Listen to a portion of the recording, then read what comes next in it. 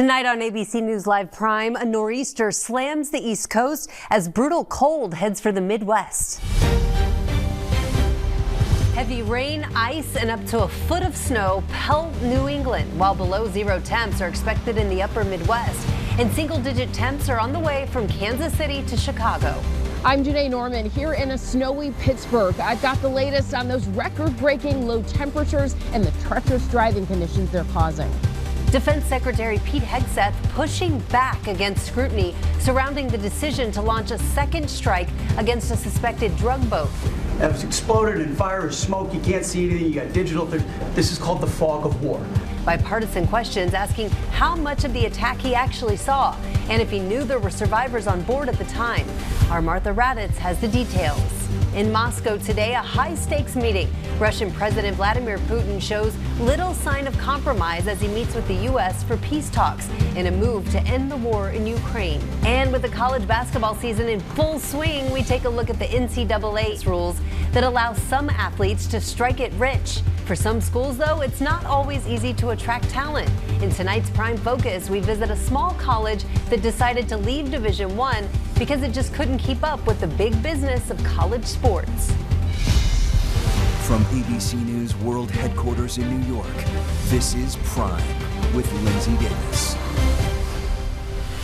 Good evening, everyone. I'm Rhiannon Alley in for Linsey Davis. Thank you so much for streaming with us tonight. We want to begin with the nor'easter hitting at this hour. Snow, ice, and rain up the East Coast. Tonight, millions are under winter weather alerts, up to a foot of snow in some areas. That system is now pushing up the I-95 corridor, Washington, D.C. to Philly, New York to Boston. This is not the time to be out driving unless it is absolutely necessary. Crews had to rescue a truck driver. Look at this, trapped in his cab, dangling from the side of an icy bridge on US 35 in West Virginia.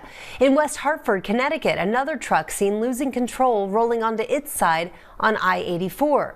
Hundreds of multi-car pileups and accidents reported from Indiana to the Northeast. Cars struggling on snowy highways near Scranton, Pennsylvania. As soon as the nor'easter moves out, a new Arctic blast is moving in. Ginger Z has the winter forecast in just a moment. But first, Janae Norman leads us off now from Pittsburgh. Tonight, treacherous driving conditions as a powerful nor'easter dumps up to a foot of snow in spots and wreaks havoc on the roads. On Interstate 84, north of Hartford, Connecticut, watch that blue semi on the right losing control as it rounds the curve, jackknifing and flipping over the guardrail. Here's what it looked like afterward. And on US 35, outside Charleston, West Virginia, multiple callers advise that the semi is hanging off of the bridge. Debris everywhere. The cab of this tractor trailer hanging off an icy bridge 100 feet off the ground. Rescue crews using ropes to extricate the driver and hoist him to safety. All lanes of the highway shut down. With millions under weather alerts, it's both hands on the wheel from Kentucky to upstate New York. A lot of cars are driving in ditches, pretty much. They don't know how to drive. They forget what it's like to drive in the snow. Around Harrisburg, wheels spinning, drivers struggling and crashing. These planes in Rochester getting de-iced. Thousands of flights delayed due to the conditions. Closer to the coast, it's all rain, but still dangerous. Like this crash on I-95 northeast of Baltimore. That tractor trailer mangled on the median.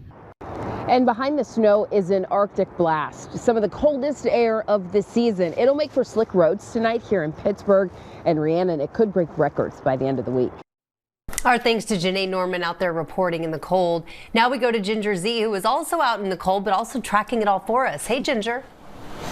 Yeah, not warm here either, Rhiannon. Behind me, the waves have been crashing on the Hudson onto this pier because the winds are picking up. We have dried out, but the heavy snow is still flying in parts of down east Maine all the way back through western Massachusetts. We're going to keep seeing this storm pull away, but where you see the winter storm warning, an additional 3 to 6 inches on top of the foot or so that some places got in the Catskills, that was earlier, but you could see 3 to 6 on top of where you are in Maine, New Hampshire, or Vermont. Now, let's talk about the timing, because by 4 a.m., we're going to be rid of this storm, and then the cold really settles in. But it's not until Thursday and Friday when we see this lobe of polar air, not just the coldest of the season, but could break daily records from 10 below in Sioux Falls or Des Moines. Lincoln, Nebraska at 3 below. Those are actual air temperatures, not wind chills. The wind chill will be even colder.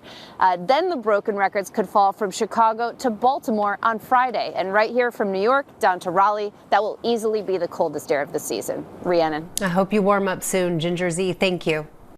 Now to Defense Secretary Pete Hegseth and what he is saying about that second strike on a suspected drug boat which killed survivors who were clinging to the boat after the initial strike. Hegseth now saying he only saw the first strike. Here's Martha Raddatz. Tonight, under mounting pressure, Defense Secretary Pete Hegseth insisting the decision to launch a second strike against a suspected drug boat in September was not his call, but that of the mission's commander, Admiral Mitch Bradley. Sunk the boat and eliminated the threat. And it was the right call. We have his back. The Washington Post reports that at the outset of the operation, Hegseth had given orders to kill everyone on board, which is why the Post said Bradley fired a second missile, targeting 2 survivors clinging to the wreckage. International law prohibits killing enemy combatants who no longer pose a threat. The day after the attack, Hegseth said he had watched in real time. I watched it live. We knew exactly who was in that boat. We knew exactly what they were doing. But today, Hegseth said he left before the second strike. I watched that first strike live. As you can imagine, at the Department of War, we got a lot of things to do. So I didn't stick around for the hour and 2 hours, whatever, where all the sensitive site exploitation digitally occurs. So I moved on to my next meeting. Hegseth was asked if he saw survivors. I did not personally see survivors, but I stand, because the thing was on fire. It was exploded in fire or smoke. You can't see anything. You got digital. This is called the fog of war. The secretary claims he didn't hear about the second strike until an hour or so later. Over the weekend, President Trump said he hadn't known about the second strike and wouldn't have wanted it. We'll look into it. But no, I wouldn't have wanted that, not a second strike. The first strike was very lethal. It was fine. And if there were 2 people around, but Pete said that didn't happen. And today, sitting next to his secretary, the president said he was still somewhat in the dark. I still haven't gotten a lot of information because I rely on Pete. But to me, it was an attack. It wasn't 1 strike, 2 strikes, 3 strikes. Somebody asked me a question about the second strike. I didn't know about the second strike. I didn't know anything about people. I wasn't involved in it. I knew they took out a boat. Martha joins us now. Martha, what more is Hegseth and the president saying about that second strike? Well, basically, Secretary Hegseth said he didn't know about that second strike till maybe an hour and a half after that. He did not say whether during that period he asked any questions about survivors. He said he personally didn't see any survivors, but he is adamant that he didn't watch that second strike live. And the president says he's still somewhat in the dark, saying he doesn't know that many details. He's relying on Pete Hegseth, but both of those men are saying these deadly strikes will continue and that they will keep going after cartels. Rhiannon? All right, Martha Raddatz, thank you. There was a high-stakes meeting today in Moscow between President Trump's top envoy, Steve Witkoff, and Vladimir Putin in order to discuss the current U.S. peace plan to end the war in Ukraine. Ukraine closely watching what the Kremlin is now signaling. Our chief foreign correspondent, Ian Pannell, is in western Ukraine with more. Ian, what can you tell us? What happened today? Yeah, Rhiannon, I think the big question out of this meeting was going to be, would the Russians make any concessions to this US-backed plan? Remember, the original plan, the 28-point plan, was seen as favouring Russia. But then there were talks, firstly in Geneva in Switzerland, and then in Miami in Florida. Then the Ukrainians came out and said this was a much more acceptable deal, even though sticking points remain. And today, after meeting for nearly 5 hours at the Kremlin, Putin aide Yuri Ushakov came out telling reporters, yes, the meetings were useful, but while some American proposals were acceptable to Russia, others were criticised. And honestly, it doesn't appear that anything substantial was actually agreed, with no compromise plan for Ukraine yet. A source telling us that Ukraine expected a yes, but. And the question now is, how is President Trump going to respond? I think key differences remain over land and security guarantees. And although more talks are expected for beleaguered Ukrainians, what this means is that for now, the bombing and the war goes on. Rhiannon? A lot of questions still remain. Ian Pannell, thank you. For more, we are now joined by former U.S. Ambassador to Ukraine, Stephen Pifer. Thank you so much for joining us. Special Envoy Steve Witkoff and President Trump's son-in-law Jared Kushner are in Moscow trying to broker a peace deal to end the war in Ukraine. Russian President Vladimir Putin also seated at the table. So I want to ask you, what are the challenges that Witkoff and Kushner face with getting Putin to agree to the terms of this peace deal? Well, I think there are some very big challenges because the positions of the Ukrainians and the Russians are very far apart. The meeting in the Kremlin lasted almost 5 hours, but Yuri Uzhakov, who was in the meeting, he's Putin's foreign policy advisor. I actually worked with him years ago when he was the Russian ambassador to the United States. Uzhakov said that there was no compromise reached. He did say that some ideas put forward by the American side were acceptable, others were not. He declined to go into any detail about issues that were discussed, but said contacts would continue. But the real question here is, has there been any movement in the Russian position towards compromise, which we've not seen in 3.5 years? And right before Putin met with those U.S. officials for, you said, 5.5 hours, he made threatening remarks towards Europe, saying Russia doesn't want a war, but if Europe starts one, Russia is ready. Why would he deliver this kind of message before these high-level peace talks? Well, he did that when he, and I think there's a very obvious attempt by the Kremlin to drive a wedge between the United States and Europe. What the Kremlin hopes is that they can somehow continue to string President Trump along and get him to sort of back away and not continue the kind of support that Ukraine has received from the West over the past 3.5 years, whereas Europe has made clear that it is prepared to continue that support. Andriy Yermak had until this past Friday been Ukraine's lead negotiator. President Zelensky announcing Yermak's resignation after his home was searched by anti-corruption investigators. What effect does this have on the talks that are going on right now? Does this development impede or even slow down the peace process? I don't believe it does, because there were other participants. For example, the Secretary of the National Security and Defense Council, Umerov, has been taking part in the talks. He took part both in the meeting with Secretary Rubio in Geneva 10 days ago, and also is heading the Ukrainian delegation that came to Florida to meet again with Secretary Rubio on Sunday. So I don't think that change in the leadership of the Ukrainian delegation is going to cause a substantive change in Ukraine's approach. What do you think happens next? Are we any closer to peace between these two? Well, I think the big question is, we have seen over the last 6 to 8 months that the Ukrainians have suggested their approach prepared to show some flexibility. We have seen no change whatsoever in the Russian position, and part of the problem is that Vladimir Putin continues to believe that at the end of the day, he can achieve his goals on the battlefield. And so that's the big question. Did these 5 hours of talks in Moscow this evening, did they produce any real change, any indication that the Russians are prepared to begin to compromise on some of their demands in a way that might bring the two sides closer together? I'm dubious, because I don't think Putin yet believes that he has to negotiate in a serious way, but maybe we'll all be surprised. So you mentioned they spoke today for about 5 hours. What were your big takeaways from that meeting today? Well, again, I think the readout that was given by Ambassador Uzhakov suggested that they did not go into point-by-point discussion, but they discussed the essence of the issues. He did say they talked about the territorial questions, but at the end of the day, he was clear that there was no compromise, there's no agreement yet, and that while some elements in the American papers that were put forward were acceptable to the Russian side, others needed work.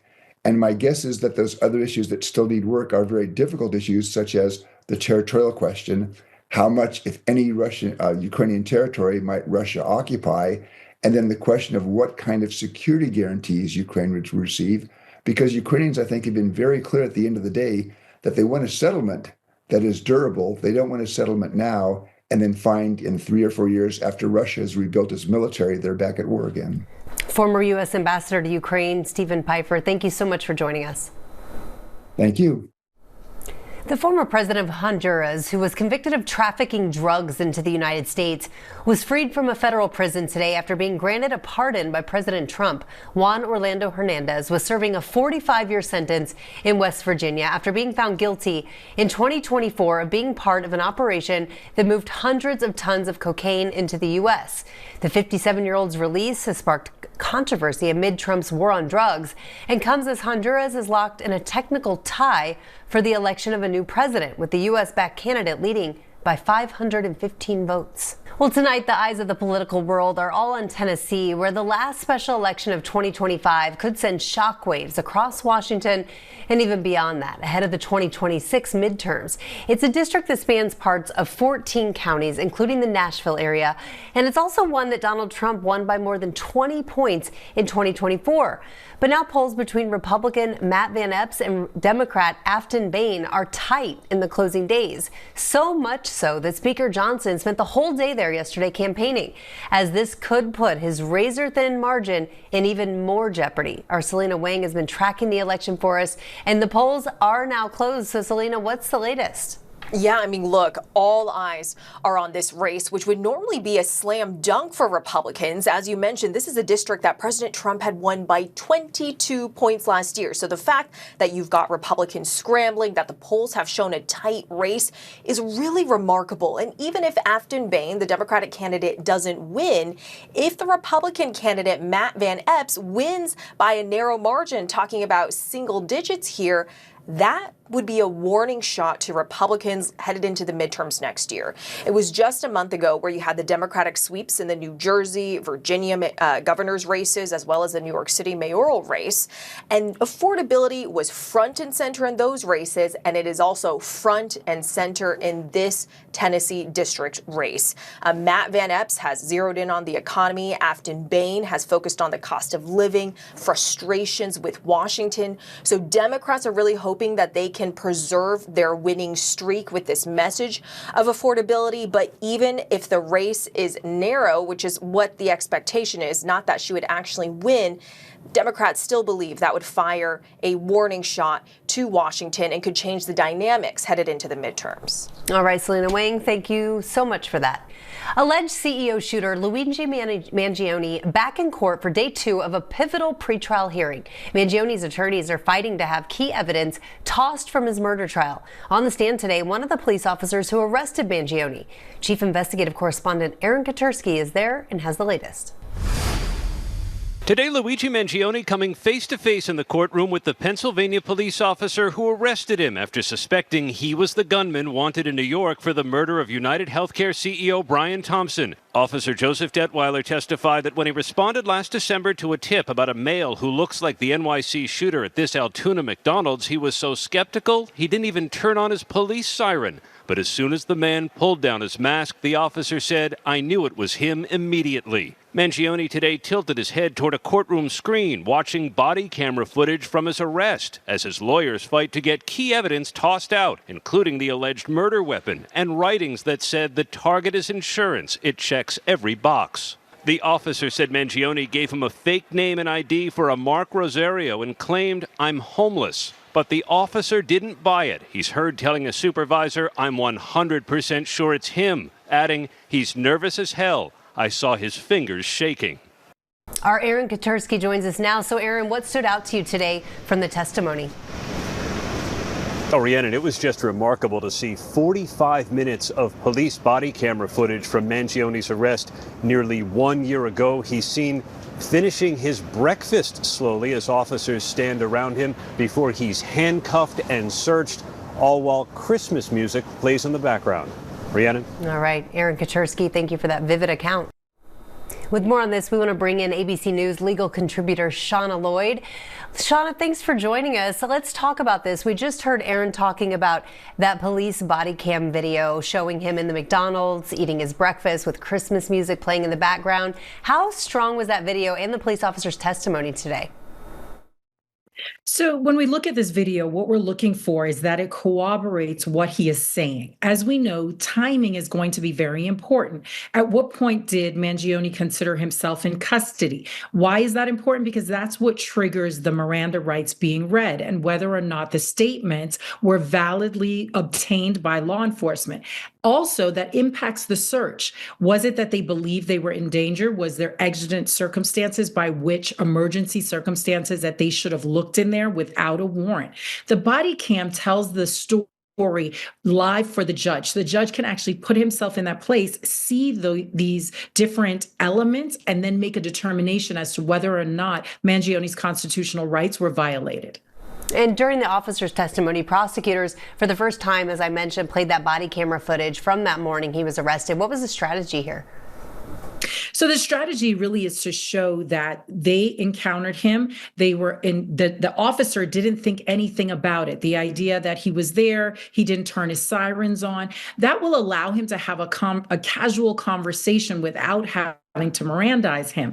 And then the idea that once the mask was down, this is when he identified him as a potential suspect. So what they're doing is they're trying to reinforce the idea that what they did was by the book and that it followed exactly what the procedures are for this type of a situation under these circumstances. And Shauna, another officer seen in that footage searching Mangione's backpack. That officer was on the stand today and said that the search began only after Mangione was placed under arrest and was conducted according to Pennsylvania law. Is that a valid claim? That is a valid claim because at that point, if they realized who he was, they knew he had a weapon and that he could potentially harm other individuals. And that would give them the probable cause that would allow them to search the book bag. And that's why timing is so utterly important as we watch this body cam video. All right, Shauna Lloyd, thank you so much for breaking this down for us. Still a lot to come. And wholesale giant Costco filed a lawsuit against the Trump administration demanding a full refund for the tariffs the company paid. The lawsuit says that Congress, not the president, has the power to impose tariffs. This lawsuit is identical to other suits filed by American companies challenging the legality of Trump's tariffs, including one pending a decision at the U.S. Supreme Court. The president maintains he does have the authority to impose tariffs. If the court strikes down Trump's tariffs, more than $90 billion of refunds could be owed. A decision is expected early next year. Coming up, an unprecedented philanthropic donation on this Giving Tuesday from the Dell family. We'll tell you who will benefit. It might surprise you. And rapper Tusi is putting his music career on pause and heading back to school, but it might not be for what you think. And Pope Leo is back in Rome, the message he had for President Trump on U.S.-Venezuela tensions. Coming up.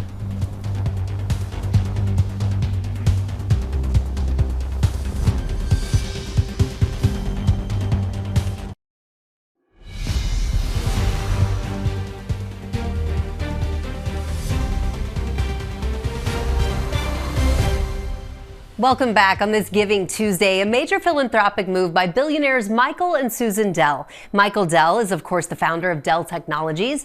The couple announcing today that they will donate billions directly to American children. The move expands the number of children who will receive seed money in what will be known as Trump accounts, tax-deferred investment accounts expected to be created soon by the Treasury Department. This historic pledge is tonight's By the Numbers. The Dells will give more than $6 billion to fund the savings accounts for 25 million children. This is the largest philanthropic gift ever to be given directly to American citizens. It comes out to $250 for each American child up to the age of 10. Only if money is left over will older children receive the gift. Eligibility is also limited to those who live in zip codes where the median household income is less than $150,000. The accounts themselves are not scheduled to launch until July 4th of 2026. Michael Dell said he wanted to mark the 250th anniversary of the signing of the Declaration of Independence. Through the Michael and Susan Dell Foundation, the Dells have already given away nearly $3 billion with a focus towards fostering education. As mentioned, those Trump accounts are not expected to be set up until next summer, and many details still need to be worked out, such as how and who will operate the accounts. So let's bring in our Elizabeth Schulze right now to answer more questions about these accounts. Okay, Elizabeth, we know about the contributions from the Dells. We talked about that. So how much seed money is the government providing, and who qualifies for that? A lot of money, Rhiannon. We're talking about any baby that's born between January of this year, January 1st, 2025, through the end of December 2028. They will get a $1,000 check from the government deposited into this so-called Trump account. The way this is going to work is that the government will send out a new tax form that you'll get early next year. It'll be called a 4547 tax form named after President Trump's terms.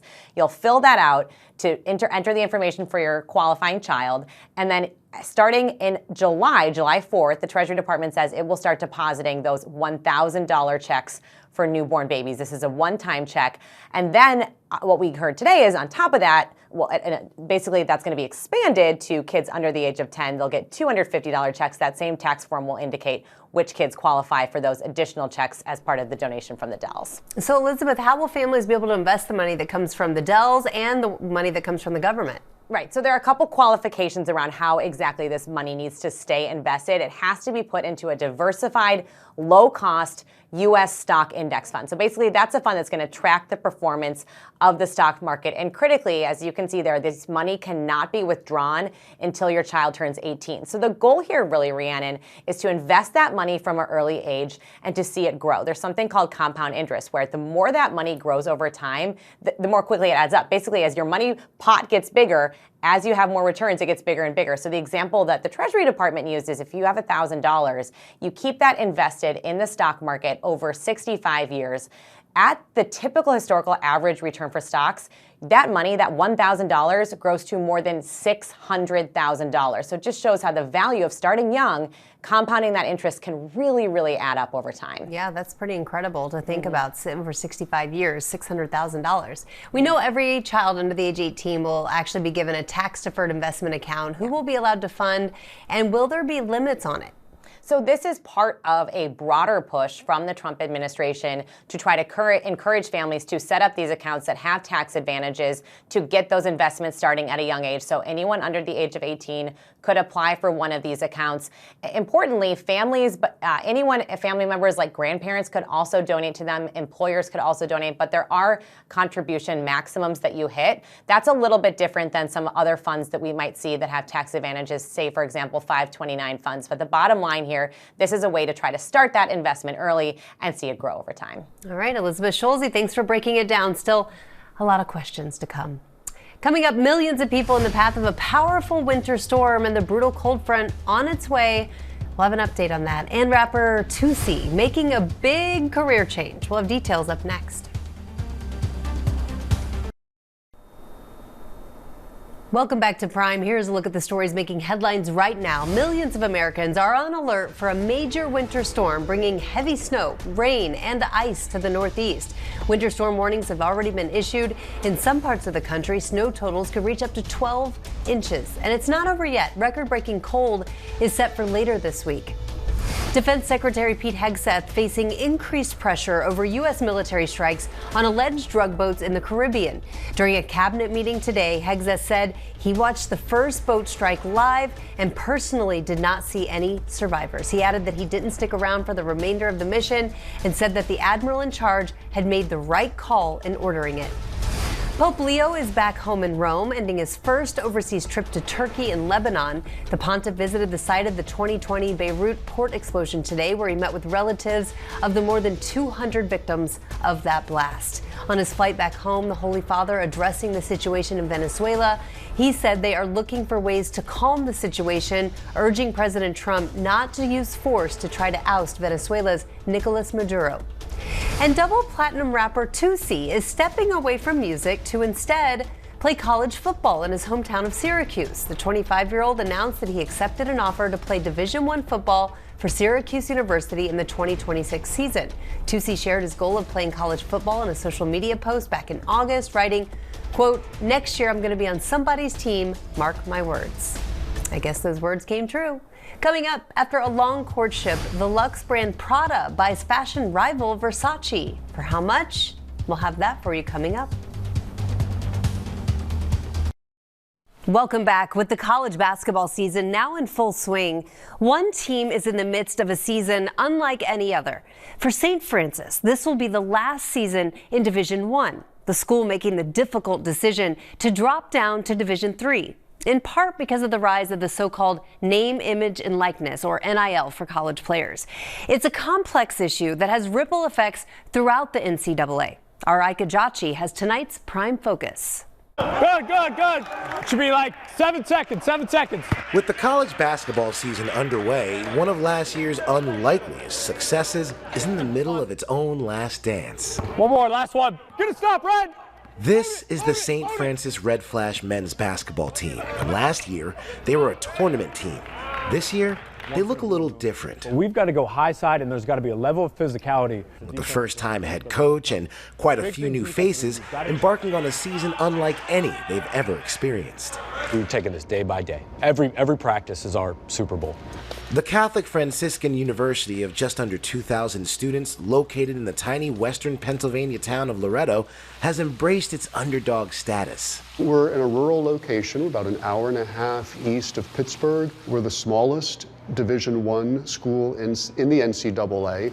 But that hasn't stopped the Red Flash, which has 69 Northeast Conference titles across its 22 athletic programs. St. Francis is heading back to the big dance. Women's basketball is responsible for 12 of them, and softball won its 7th this past spring. St. Francis are back on top. And last March, the men's basketball team went on the ultimate Cinderella run. Despite finding themselves at 10-17, they went on a 6-game winning streak, culminating in a surprise Northeast Conference tournament title. And the St. Francis Red Flash are dancing in 2025. The win automatically vaulting them into the NCAA tournament for the first time since 1991 and grabbing national attention. We kind of coined this term. One of the guys said, hey, the school from the middle of Nowheresville, PA did it. Like, what an unbelievable thing. We really grasped onto that. The first 4 off and running here in Dayton, Ohio. The Red Flash faced Alabama State in the first 4, a dramatic game that came down to the wire. Here, Moncrief at the horn, and it is over in Dayton. We were picked last that year. So for those guys to persevere, we had a lot of early failures, early losses that we were able to learn from. And as a coach, that's one of the most gratifying things in the world. Dayton in the first 4 was incredible. The experience I'll never forget. But the back of my mind, knowing what was to come in a few weeks, made it also one of the worst times. Just a week after that tournament high, a shocking announcement. Our Board of Trustees has directed St. Francis University to begin pursuing the reclassification process to move from becoming a Division I institution to a Division III institution. The university saying that new developments in college athletics were impacting the student-athlete experience and made staying in Division I unsustainable. But for the university's president, Father Malachi Van Tassel, that didn't make the board's decision any easier. We've always made Division I athletics work for us, and in fact, for a period of time, we used it as an enrollment driver. But then when you weigh it in terms of finances, the challenges of being a small, private Franciscan Catholic school, when you weigh it against the fact that it's not going to get any less expensive on a practical level to remain Division I, we felt for the good of the institution to be on a sustainable path, the Division III path would be the one to take. Division I, you're going to offer scholarships to a lot of, if not all of the athletes on your roster. Division III, there are no scholarships. So the type of player that you're recruiting is drastically different. And the amount of money that you're spending is nowhere near the same. There were those who said, I came to your school because it's Division I, and now you're changing that. How dare you do that? Which we certainly empathized with. We certainly wanted people to stay. But at the same time, for those who wanted to transfer, we certainly helped to facilitate that process for them. That boy a dog, man! For the men's basketball coaches and players, just a week removed from its incredible run, the news was a shock. We got an email sent to us, and that's how I found out. But, it was pretty devastating. It was just shock. I think I was just more shocked than anything, because I haven't previously heard about it.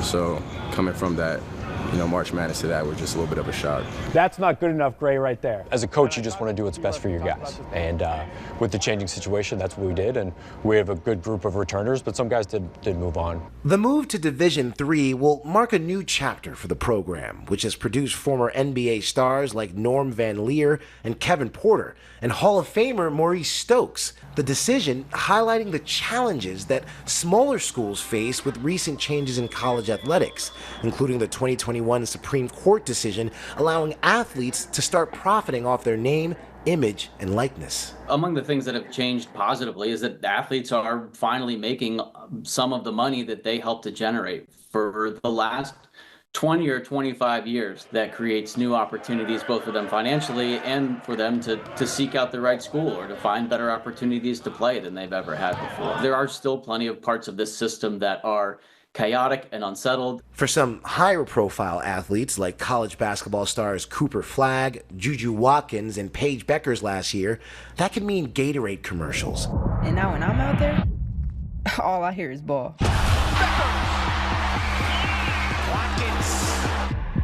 But for many athletes like those at St. Francis, it's often on a smaller scale. Be tough, be too tough. We encourage our student athletes to pursue them, but the reality of being a very small Division I school in rural Western Pennsylvania, there aren't many sponsors knocking on our door for NIL deals. We do have about 15 or 20 students who are currently on deals, but most of those are for product such as hoodies. Another factor was the ability to enter the transfer portal, making it easier for student athletes to move between schools. We now recruit student athletes, and oftentimes they become they're at St. Francis for 1 year or 2 years. We get them bigger, stronger, faster, and then they move on. I think you'll see schools that are smaller and have lesser budgets looking around and wondering, do we really belong in this, what is now a multi-billion-dollar entertainment industry, and trying to compete against some of those schools. And St. Francis. With the tournament run and announcement in the rear view, student athletes had to plan their next steps. I remember talking to Coach Luke and Coach Sweet about that they really wanted me to come back and really thought it was the best opportunity for myself. And just thinking about how I had one more year eligibility and everything, so I just talked to my family and God and myself, and just felt like the best opportunity. The best thing for me was to stay for this last year. When I first came here, I told the coaching staff that I'm a 2 feet in guy. They believed in me and I believed in them, regardless of the changes we made. And I think that I wanted to stick by that. Let's go. One more time through. Rondo, read it. For the men's basketball team, that means aiming for a repeat of last year's success and properly honoring the tradition as they end their time in Division I. We got to have the resiliency to go that next play. It's the end of a chapter in St. Francis basketball history, St. Francis athletics history. We want to go out with this chapter honoring those guys that have helped this program get to high levels. Family on 3. 1, 2, 3. Bam. Yes, sir. We wish them the best in Division III. Ika Jachi, thank you for that story. Coming up, the egg that sold for more than $30 million. Yes, $30 million. The Open Road is serving as Atlanta's hottest spot to hear more from both established and up-and-coming artists. Our Alex Perche has the inside story of the Cadillac Chronicles.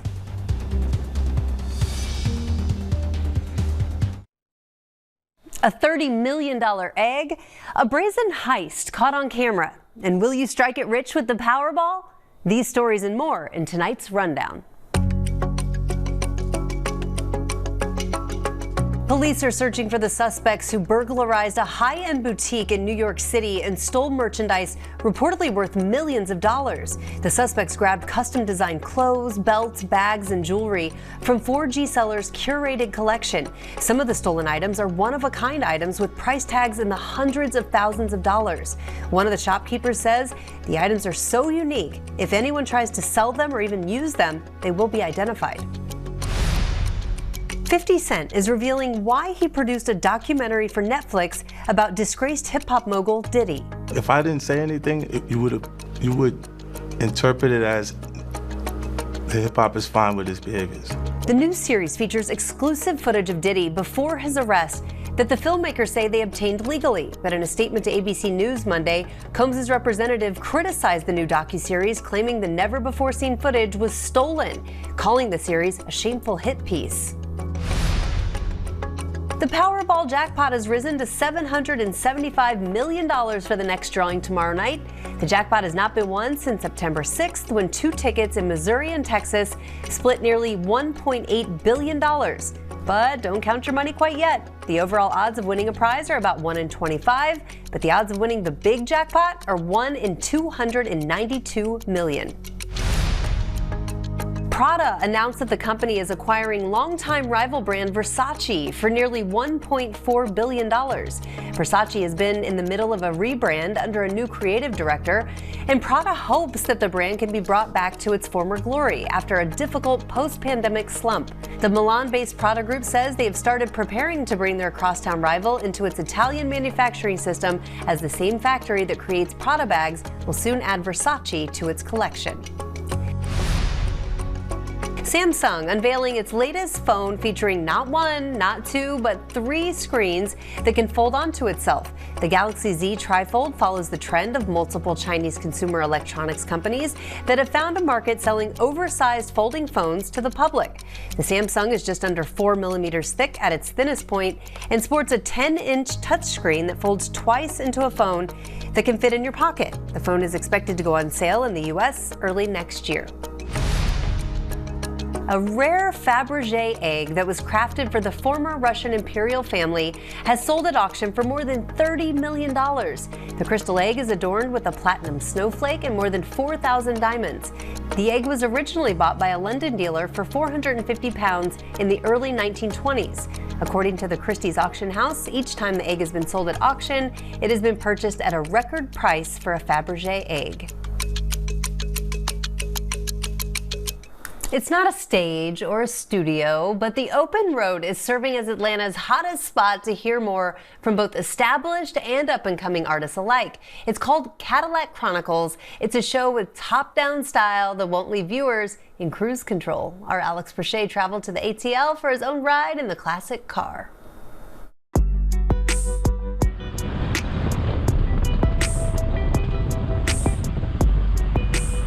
I used to ride around in the Cadillac just listening to old school music as leisure and just therapy and meditation. I ride around strictly with the artists in the car.